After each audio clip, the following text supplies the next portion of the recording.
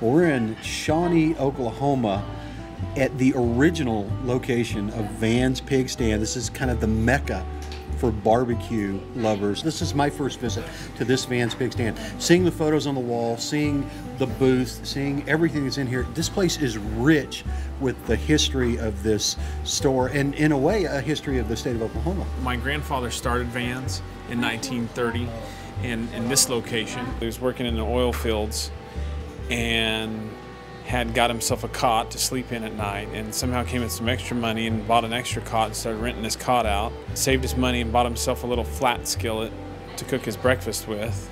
People saw him cooking breakfast and said, "Hey, you make me some eggs?" So next thing you know, he's out there in the oil field selling breakfast in the mornings, and somehow it occurred to him that people always got to eat.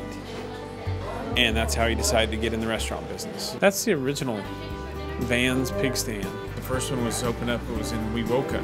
That's this original location when it was across the street for the first 5 years. My first recollection of coming to Van's was with my parents in the late 40s, 1940s. During the 50s, Van's became a real hot spot for high school students.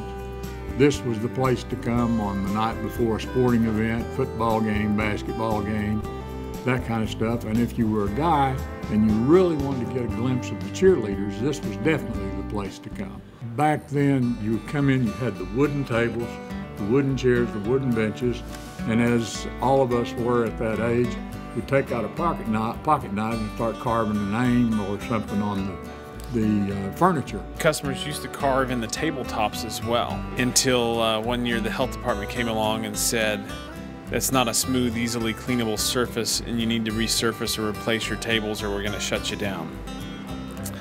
So we still have the original tabletops, and the customers still sit at them every day. We just flipped them over and laminated them. Of course, we've got things like the Van Nuys potato and the Suzy Q fries, and we've got lots of homemade pies and desserts and things that people come here to get that they can't get anywhere else. What's amazing about Van's, I think, is the fact that it's been under the ownership of a single family for, what, probably 76, 77 years now. The Van's family has always been a big supporter of the community events. If we could continue to run our restaurants, offering good food, good service, and clean restaurants, making families happy and filling bellies day in and day out for the next 20 years, I'd be a happy camper.